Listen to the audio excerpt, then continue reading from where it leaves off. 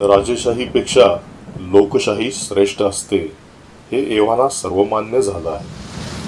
राजेशाहीत राजाला महत्त्व असतं, लोकशाहीत ते लोकांना असतं. लोकशाहीचे भोगते असूनही आपण सम्राट अशोक, छत्रपती शिवाजी महाराज तसंच राजर्षी शाहू छत्रपतींचा जय जयकार करतो. याचं कारण त्यांनी राजेशाहीला म्हणजे स्वतःला महत्त्व न देता जनतेला दिलं. राजा हा उपभोग शून्य स्वामी ही संकल्पना घोषित न करता त्यांनी प्रत्यक्षात अंमलात आणली. शाहू छत्रपतींच्या चरित्राकडे पाहिलं असता त्यांनी आपली राजसत्ता आणि वैभव रयतेच्या उन्नतीसाठी खर्ची घातले हे अनुभवास येतं. द्रष्टे राजे आणि करते सुधारक ही राजर्षी शाहू महाराजांची ओळख केवळ महाराष्ट्रालाच नव्हे तर संपूर्ण देशाला झाली आहे. त्यांच्या अलौकिक कार्यातून पिढ्यानपिढ्यांना स्फूर्ती मिळत राहिली ती यामुळेच. छत्रपती राजाराम महाराजांचे मावस बंधू आणि कागलच्या थोरल्या पातीचे जहागीरदार जयसिंगराव घाटगे हे रिजंट म्हणून नेमले गेले. याच बाबासाहेब उर्फ जयसिंगराव घाटगे यांचे थोरले पुत्र यशवंतराव हे 17 मार्च 1884 रोजी शाहू छत्रपती महाराज म्हणून कोल्हापूरच्या गादीवर आले. 2 एप्रिल 1894 रोजी वयाच्या 20व्या वर्षी त्यांना कोल्हापूर संस्थानच्या कारभाराचे अधिकार प्राप्त झाले. त्यांना शिक्षण देणारे स्टुअर्ट फ्रेझर, रघुनाथराव सबनीस, गोखले आदी निष्णात शिक्षक व पंडित होते. त्यामुळे त्यांच्या शिक्षणाचा पाया मजबूत झाला. इंग्रजी साहित्य, सामाजिक शास्त्रे, तत्वज्ञान अशा विषयांचा त्यांचा व्यासंग दांडगा होता. ते अस्खलित इंग्रजी बोलत. पांढर पेशा मंडळींसमोर महाराज जाणून बुजून हेंगाडी भाषा बोलत. याबाबत प्रबोधनकार ठाकरे आपल्या आठवणीत सांगतात की कितीतरी संदर्भ ग्रंथांची नावं महाराज धडाधड सुचवत होते. त्यातून त्यांच्या व्यापक ज्ञान संग्रहाचा मला साक्षात्कार झाला. कित्येक पुस्तकातले महत्वाचे इंग्रजी परिच्छेद त्यांनी मला पाठ म्हणून दाखवले. वरकरणी महाराज अडाणी आणि हेंगाडे वाटत असले तरी त्यांच्या परिपक्व ज्ञानाचा मागमूस इतरे जनांना सहसा लागत नसे. इतकंच काय, महात्मा गांधींचे वर्धा येथील अनुयायी प्रोफेसर आठवले हे जेव्हा कोल्हापूर भेटीवर आले होते त्यावेळी महाराजांशी झालेल्या भेटीत त्यांनी एक आठवण सांगितली. ती अशी: गांधीजींनी त्यांचे निकटचे सहकारी तोफखाने यांना लिहिलेल्या पत्रात म्हटलं आहे, तुमच्यामुळं मी अशा एका राजास भेटू शकलो की ज्याला दिलेला महाराजा हा किताब सार्थ ठरला आहे. ते खरोखर एक महाराज आहेत. अगदी प्लेटोच्या तत्वज्ञ राजा या कल्पनेत बसणारा. महात्मा गांधींना शाहू महाराजांच्या व्यक्तिमत्वात आदर्श राजाचे रूप दिसावे याकरता एखाद्या राजाचा ज्ञानाच्या क्षेत्रात अन्य कोणता गौरव असू शकेल बरे. राज्यारोहण प्रसंगीच्या जाहीरनाम्यातील महाराजांची प्रजेच्या सुखाची व कल्याणाची भाषा ही औपचारिक नव्हती. ती महाराजांच्या हृदयांतरीची भावना होती. तिचा प्रत्यय त्यानंतर अवघ्या काही दिवसातच सातत्यानं येत गेला. रयतेचं कल्याण हेच आपल्या कारभाराचं मुख्य उद्दिष्ट असलं पाहिजे ही शिवछत्रपतींची भावना त्यांचे वंशज असणाऱ्या शाहू महाराजांच्या ठिकाणी दृगोचर व्हावी ही इतिहासाची सुखद पुनरावृत्ती होती. आपणास मिळालेला राज्याधिकार हा राजवैभव व राजविलास यांचा उपभोग घेण्यासाठी नसून तो रंजल्या गांजल्या प्रजाजनांच्या उद्धारासाठी आहे ही राजाच्या उपभोग शून्य स्वामित्वाची जाण महाराजांच्या ठायी होती. रयतेचे दारिद्र्य, दुःख आणि अंधश्रद्धेवर उपाययोजना करावी असे त्यांना मनोमन वाटे. नृसिंहवाडी या तीर्थक्षेत्री कुष्ठरोग्यांची दयनीय अवस्था पाहून त्यांच्या मनाला अपार वेदना झाल्या. त्यातून त्यांनी व्हिक्टोरिया लेपर येलायलम ही सेवाभावी संस्था अर्थात आश्रम स्थापन केला. ऊस गाळताना शेतकऱ्यांचे हात घाण्यात सापडून थोटे होत. त्यावर त्यांनी काही यांत्रिकी युक्ती शोधून काढल्यास बक्षीस देण्याची योजना जाहीर केली. दुष्काळ, प्लेगची साथ आदी संकट काळात देशकार्यासाठी ते धावून जात. ऑक्टोबर 1894 मधील वेदोक्ताची ठिणगी ही त्यांची मानसिकता बदलण्यास कारणीभूत ठरली. महाराज कार्तिक मासात नेमाने पहाटे पंचगंगा नदीवर स्नानास जात असत. स्नानाच्या वेळी भटजी मंत्र म्हणत होता. महाराजांच्या सोबत असलेल्या राजाराम शास्त्रींचे या मंत्रांकडे लक्ष गेले. भटजी स्नान न करताच वेदोक्त मंत्रांऐवजी पुराणोक्त मंत्र उच्चारत होता. छत्रपती वेदोक्त मंत्रांचे अधिकारी असताना हा भटजी पुराणोक्त मंत्र म्हणत असल्याचं राजाराम शास्त्रींनी महाराजांच्या निदर्शनास आणून दिलं. महाराजांनी त्याबद्दल त्या भटजीस जाब विचारला असता त्यानं शूद्रास पुराणोक्त मंत्र सांगावे लागतात असं उत्तर दिलं. भटजीच्या त्या वाणीनं आकाशातून वज्राघात व्हावा त्याप्रमाणे महाराजांच्या अंगावर वीजच कोसळली. भटजीनं आपल्याला शूद्र म्हणून हिणवणं हे सहन करण्यापलीकडचं होतं. ती कल्पना नव्हती तर कठोर वस्तुस्थिती होती. तिनं त्यांना अंतर्मुख आणि चिंतनशील बनवलं. सामाजिक बंडखोरीस उद्युक्त केलं. वेदोक्ता संबंधीच्या या स्वानुभवामुळं सर्व हिंदूंना वेदाधिकार देणाऱ्या आर्य समाजाकडे आणि ब्राह्मणांच्या मक्तेदारी विरुद्ध लढणाऱ्या सत्यशोधक समाजाकडे महाराज आकृष्ट झाले. बहुजन समाजानं शिक्षणाकडे पाठ फिरवल्यानं त्यांची दुर्दशा झाली होती. त्यांना शिक्षणासाठी प्रवृत्त करण्यासाठी प्रथम महात्मा फुले यांनी आणि नंतर शाहू छत्रपतींनी भगीरथ प्रयत्न केले. कोल्हापुरात उच्च शिक्षणासाठी येणाऱ्या विद्यार्थ्यांसाठी राजाराम महाविद्यालयाला जोडून सर्व जाती धर्मांच्या मुलांसाठी एक खुलं वसतिगृह त्यांनी स्थापन केलं. शिक्षणात मागासलेल्या खेड्यापाड्यातील मुलांसाठी वसतिगृह काढण्याच्या कल्पनेविषयी शाहू महाराजांनी न्यायमूर्ती रानडे आणि नामदार गोखले या दोन उदारमतवादी नेत्यांशी विचारविनिमय केला.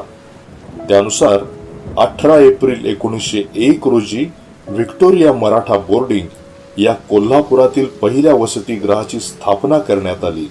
पुढं जैन, लिंगायत, मुस्लिम, अस्पृश्य, सोनार, शिंपी, पांचाळ, गौड सारस्वत, इंडियन ख्रिश्चन, प्रभू वैश्य, ढोर चांभार, सुतार, मांग, नाभिक, सोमवंशी, आर्य, क्षत्रिय, कोष्टी अशा विविध जाती धर्मांची 20 वसतिगृह त्यांनी सुरू केली. त्यासाठी इमारती, खुल्या जागा, कायमस्वरूपी उत्पन्नाची साधनं उपलब्ध करून देऊन गरीब विद्यार्थ्यांच्या योगक्षेमाची चोख व्यवस्था केली. वसतिगृह ही एक लोक चळवळच त्यामुळे उदयाला आली. इतकंच नव्हे तर सुमारे 90 वर्षे महाराष्ट्राचे राजकारण, समाजकारण, अर्थकारण, शिक्षण, कला आदी क्षेत्रातील चळवळींचं नेतृत्व करणाऱ्या व्यक्ती कोल्हापूरच्या या वसतिगृहांनी घडवल्या. मुंबई पुण्याखालोखाल कोल्हापूर हे विद्याभ्यासाचं केंद्र म्हणून पुढे आलं. ब्राह्मणेतरांची उच्च शिक्षणानं विभूषित पहिली पिढी घडवण्यात या वसतिगृहांचा वाटा मोलाचा ठरला. या कामी कर्मवीर भाऊराव पाटलांची प्रेरणा सुद्धा उल्लेखनीय ठरली. प्रारंभीच्या काळात कर्मठ संस्कारात वाढलेल्या शाहू महाराजांनी पुढे अस्पृश्यता आणि जातीभेद या दोन अनिष्ट सामाजिक रूढींविरुद्ध मोठा संघर्ष केला. अस्पृश्यांच्या शिक्षण प्रसारासाठी खास प्रयत्न केले. त्यांच्यासाठी रात्रीची शाळा आणि अस्पृश्य समाजातील मुलींसाठी स्वतंत्र शाळा सुरू केली. हुशार विद्यार्थ्यांना खास शिष्यवृत्त्या दिल्या जाऊ लागल्या.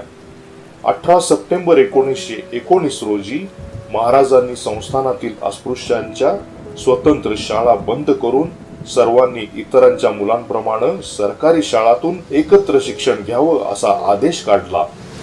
महाराजांनी नाशिक, नागपूर येथील अस्पृश्यांच्या वसतिगृहांना उदार हस्ते अर्थसहाय्य केलं.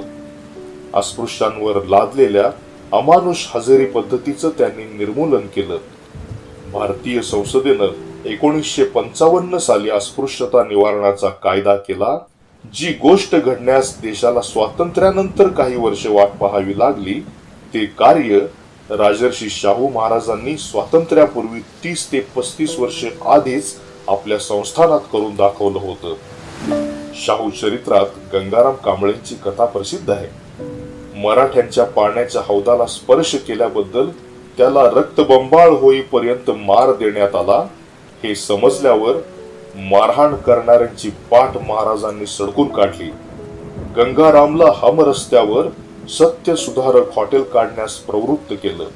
तिथं ब्राह्मण, मराठा आदी जातीच्या मंडळींना महाराज आग्रहानं चहा पाजत आणि खुद्द महाराजही तो आवडीनं पित असत. गंगाराम पुढं अस्पृश्य समाजाचे प्रतिष्ठित पुढारी होऊन अस्पृश्योद्धार कार्यात महाराजांचे कार्यकर्ते बनले. राजर्षी शाहू आणि डॉक्टर बाबासाहेब आंबेडकर या उभयतात स्नेह आणि सहकार्याचे संबंध राहिले. माणगाव इथं मार्च 1920 मध्ये झालेल्या परिषदेपासून दोघात घनिष्ठ संबंध निर्माण झाले. या परिषदेत महाराजांनी तुम्ही तुमचा खरा पुढारी शोधून काढला, याबद्दल तुमचे अंतःकरणपूर्वक अभिनंदन करतो. डॉक्टर आंबेडकर हे तुमचा उद्धार केल्याशिवाय राहणार नाहीत अशी माझी मनोदेवता मला सांगते. असं केलेलं भाकीत पुढे खरं ठरलं. नागपुरात अखिल भारतीय बहिष्कृत समाज परिषदेच्या निमित्ताने दोघांची 30 मे 1920 रोजी पुन्हा एकदा भेट घडून आली. शाहू महाराजांचा वाढदिवस अस्पृश्य समाजानं सणाप्रमाणे साजरा करावा असा ठराव बाबासाहेबांच्या प्रेरणेनं माणगाव परिषदेनं केला. नागपूर परिषदेतही असाच ठराव केला गेला. इंग्लंड मधील वास्तव्यात बाबासाहेब अधूनमधून महाराजांशी पत्रव्यवहार करत. त्यातून दोघांमधील जिव्हाळ्याचे आणि परस्परांविषयीच्या प्रेमादराचे दर्शन घडते. महाराजांनी त्यांना वेळोवेळी आर्थिक सहाय्य केलं होतं. दलितांप्रमाणेच त्यांनी भटक्या विमुक्त जमातींचाही उद्धार केला. आंतरजातीय विवाह जितक्या प्रमाणात होतील तितके हिंदी समाजातील जातीभेद नष्ट होतील आणि तेवढ्या प्रमाणात देशाची प्रगती होईल असं सूत्र शाहू महाराजांनी आपल्या भाषणातून केवळ सांगितलंच नाही तर त्याचा प्रत्यक्ष आचरणातही अवलंब केला. आपल्या जनक घराण्यातील चुलत भगिनी चंद्रप्रभाबाई यांचा विवाह इंदूरच्या तुकोजीराव होळकर यांचे पुत्र यशवंतराव यांच्याशी त्यांनी निश्चित केला. मराठा उच्चकुलीन घराण्याची धनगर समाजाशी वैवाहिक संबंध जोडण्याची मानसिक तयारी व्हावी म्हणून महाराजांनी करवीरच्या शंकराचार्यांकडून मराठे आणि धनगर हे मुळात एकच आहेत असा अनुकूल अभिप्राय मिळवला.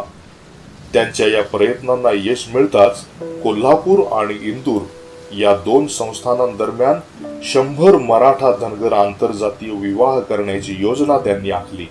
त्यानुसार 25 विवाह संपन्न झाले. याशिवाय महाराजांनी विधवा पुनर्विवाह कायदाही केला. पडदा पद्धतीबद्दल निषेध नोंदवला. महिलांना जुलमी वागणूक देण्याविरोधात शिक्षेची तरतूद, घटस्फोट झाल्यास पोटगी, त्यांच्या मुलांच्या शिक्षणाची व्यवस्था, अनौरस संततीला वारसा हक्क आदी कायद्याने मिळवून दिले. ब्रिटिश सरकार असे कायदे करून परंपरावाद्यांचा रोष ओढवून घेण्यास राजी नव्हतं. त्या काळात शाहू महाराजांनी हे क्रांतिकारी कायदे करून अंमलात आणले, ही गोष्ट ध्यानात घेतली पाहिजे. कुटुंबात होणाऱ्या क्रूर छळातून असहाय स्त्रीची सुटका करण्यासाठी तसंच देवदासी प्रथेसारख्या अनिष्ट प्रथेपासून स्त्रीची मुक्तता करण्यासाठी स्वातंत्र्योत्तर काळात बऱ्याच उशिरा चळवळी सुरू झाल्या. या पार्श्वभूमीवर 80-90 वर्षापूर्वी या राजानं स्त्रियांच्या उत्कर्षाचे मोठे कौतुकास्पद कार्य करून दाखवले.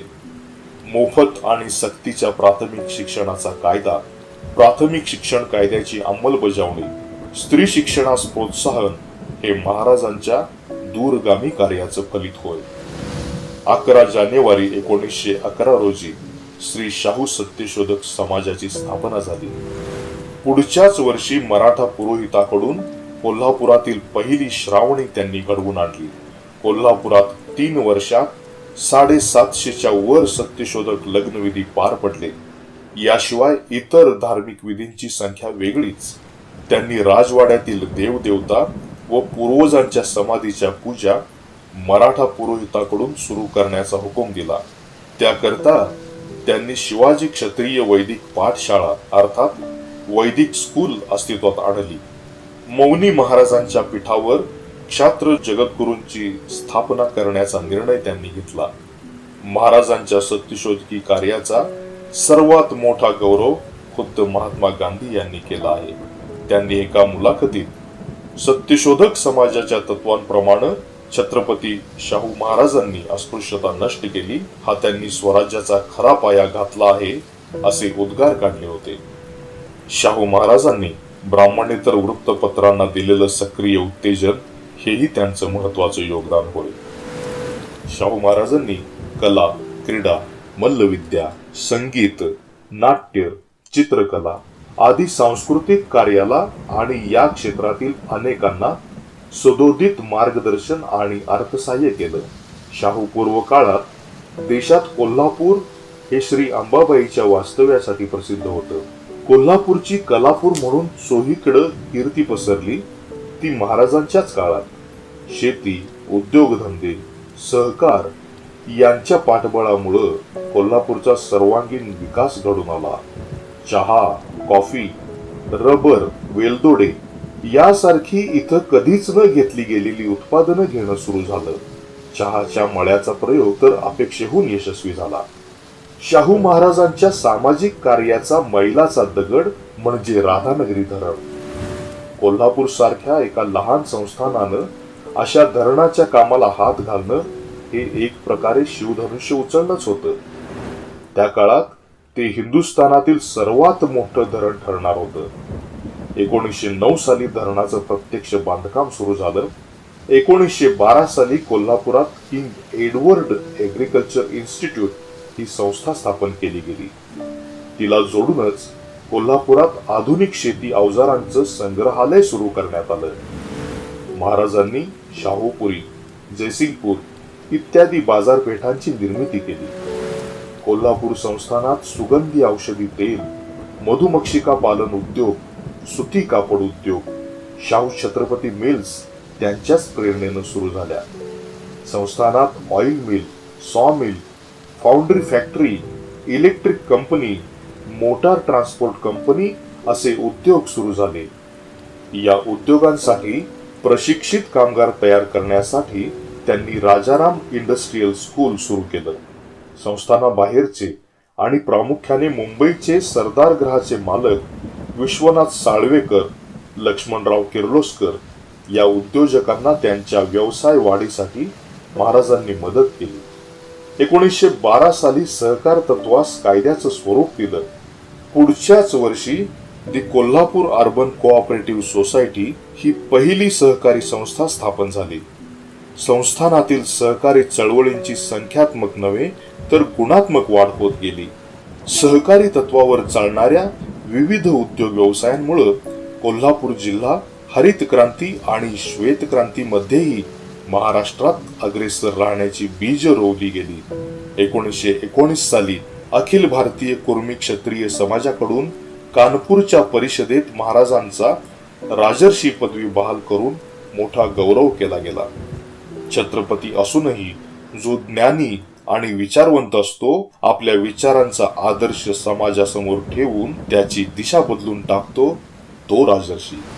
देशाच्या स्वातंत्र्यासाठी जे लढले ते राष्ट्रपुरुष खरेच, पण जे देशातील 95% मागासलेल्या समाजाच्या उद्धारासाठी खपले, त्यांच्या सामाजिक समतेच्या व न्यायाच्या हक्कांसाठी लढले, ते राष्ट्रपुरुष नव्हेत का?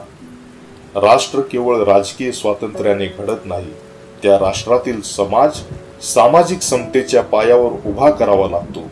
त्यासाठी सामाजिक ऐक्य व बंधुभाव यांची गरज असते. त्यासाठी अहर्निश लढा द्यावा लागतो. फुले शाहू आंबेडकर यांनी असा लढा दिला. शाहू महाराजांची ईश्वर व धर्मावर श्रद्धा होती. त्यांनी आर्य समाजाचे अनुयायीत्व स्वीकारले असले तरी मूर्तीपूजेचा त्याग केला नव्हता. संस्थानातील देवदेवतांचे ते श्रद्धेने दर्शन घेत असत. हिंदूंच्या देवाप्रमाणे मुस्लिमांच्या दर्ग्यालाही जात. संस्थानातील अंबाबाई, तुळजाभवानी, टेंबलाई, ज्योतिबा इत्यादी देवदेवतांचे उत्सव आणि यात्रा शाही वैभवाने साजऱ्या केला जात. राजा म्हणून प्रजेप्रती आपले ते कर्तव्यच आहे, अशी त्यामागची त्यांची भूमिका होती. असं असलं तरी धार्मिक कर्मकांड म्हणजे धर्म अशी त्यांची भावना नव्हती. माणसानं माणसाशी मनुष्यत्वाच्या आणि बंधुत्वाच्या भावनेनं वर्तन ठेवणं म्हणजे धर्म अशी त्यांची अंतरीची श्रद्धा होती. या श्रद्धेमुळेच त्यांनी अंधश्रद्धेला कधीही थारा दिला नाही. समुद्र पर्यटन केलं की धर्म बुडतो ही हास्यास्पद अंधश्रद्धा त्यांनी लाथाडून लावली होती. शाहू छत्रपती हा एक मुलखा वेगळा राजा होता. म्हणूनच ते लोकाभिमुख प्रशासन राबवणारे लोकराजा होऊ शकले. संप्रतकाळच्या विविध क्षेत्रातील धोरणांनी त्यांच्या कार्याची आणि मानवतेची ज्योत सक्रियतेनं आचरणात आणून त्यांचं कृतिशील कार्य पुढे नेलं पाहिजे आणि हेच त्यांना खरं अभिवादन ठरेल.